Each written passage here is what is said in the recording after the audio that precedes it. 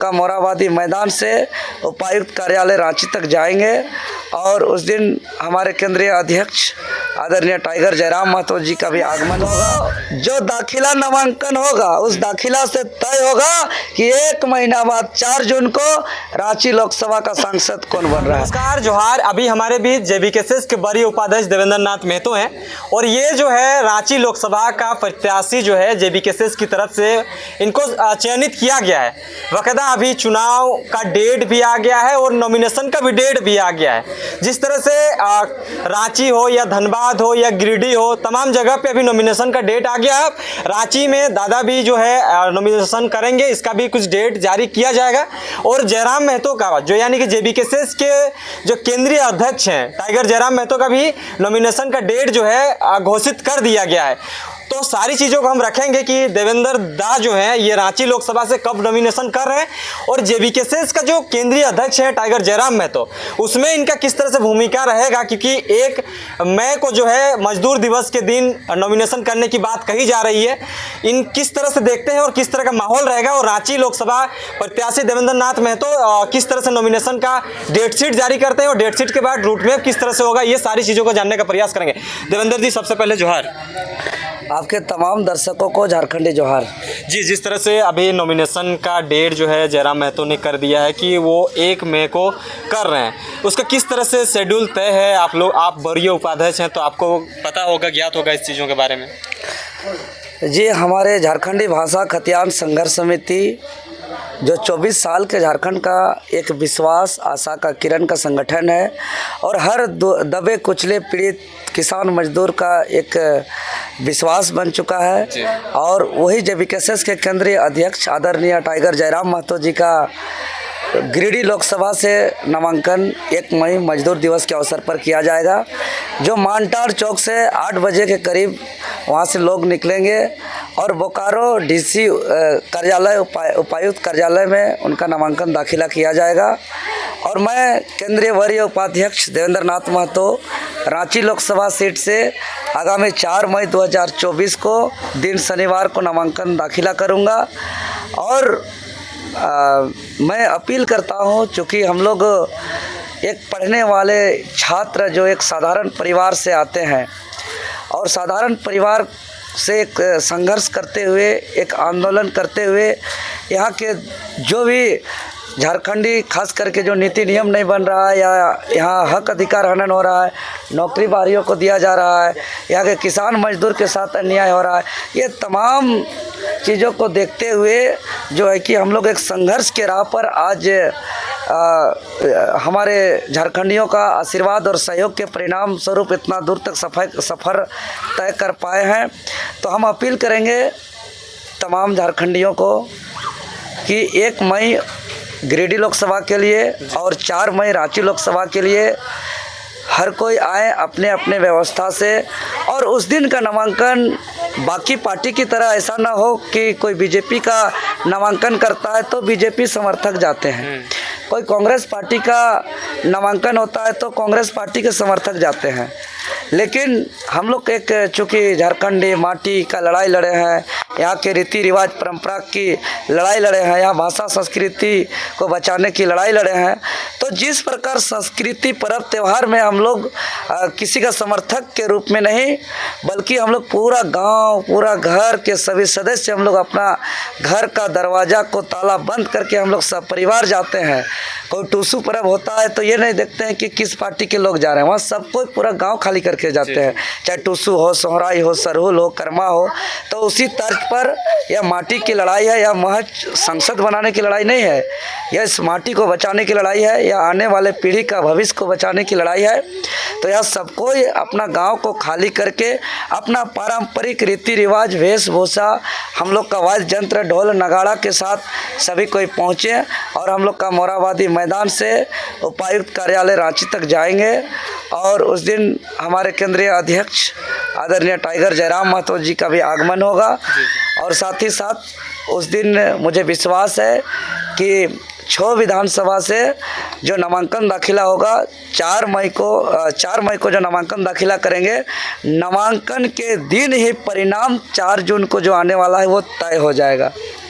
अच्छा। तो मतलब क्या लगता है कि बाकी पार्टियों में जो जिस तरह से भीड़ होता है, आप लोग जिस तरह से जगह जगह पे लोगों से समर्थन मांग रहे हैं, तो क्या तमाम विधानसभा से लोग आएंगे, किस तरह से आएंगे? अगर मान लिया कि आपके 6 विधानसभा पड़ता है, रांची लोकसभा की अगर बात करें, तो लोग कहाँ पे इकट्ठा होंगे आके, किस तरह से आएंगे और कैसे आएंगे, इसका कोई इसका देखिए महोदय, बाकी पार्टी से तो तुलना हम लोग को ना किया जाए, पहली बात।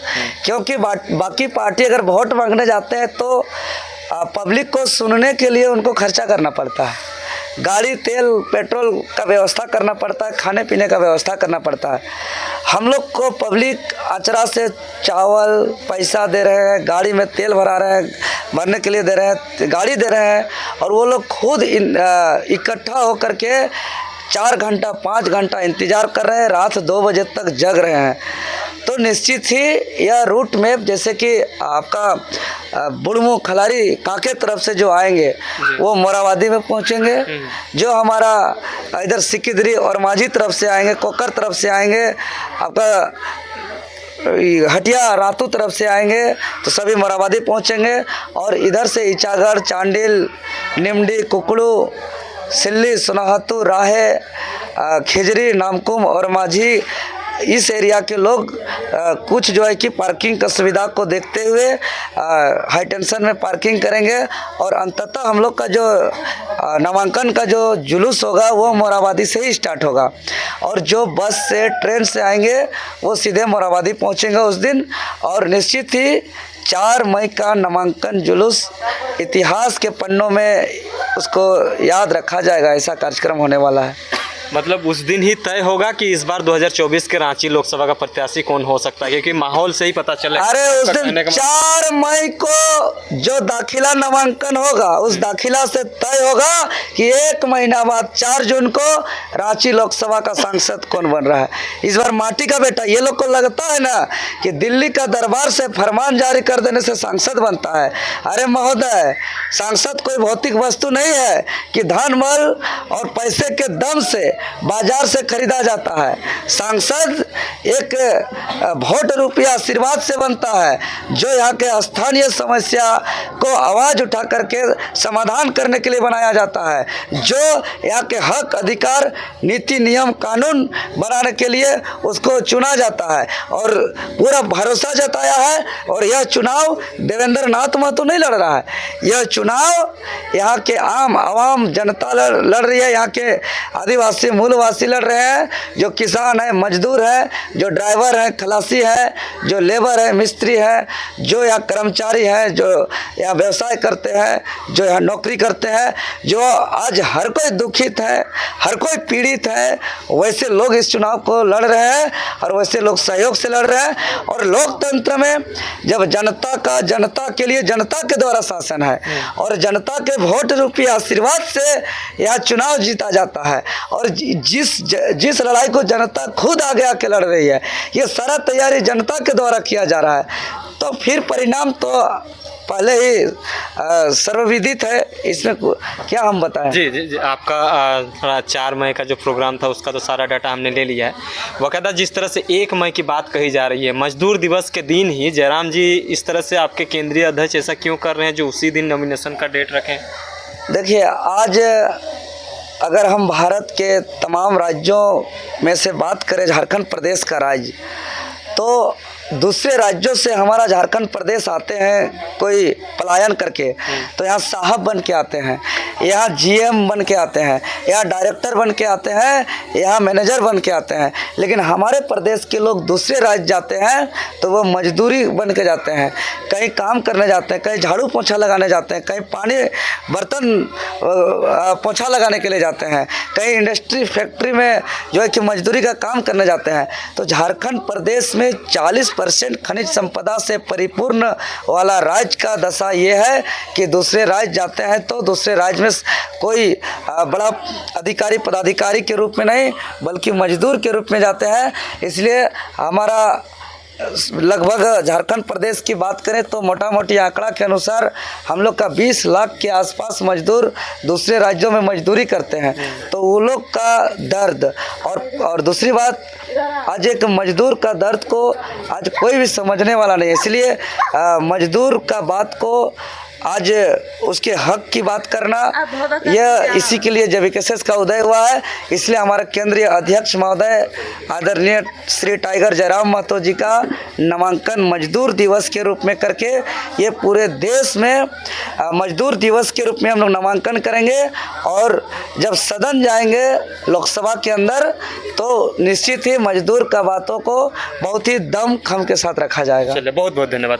तो तमाम चीज़ों की जानकारी हमने ले ली है। जिस तरह से 1 मई को जो है जयराम महतो नॉमिनेशन करेंगे और JBKSS के वरीय उपाध्यक्ष देवेंद्र नाथ महतो जो हैं वो 4 मई को करने जा रहे हैं। उसी दिन का माहौल से पता चलेगा कि रांची लोकसभा का अगला सांसद कौन हो सकता है और गिरिडीह लोकसभा का अगला सांसद कौन हो सकता है।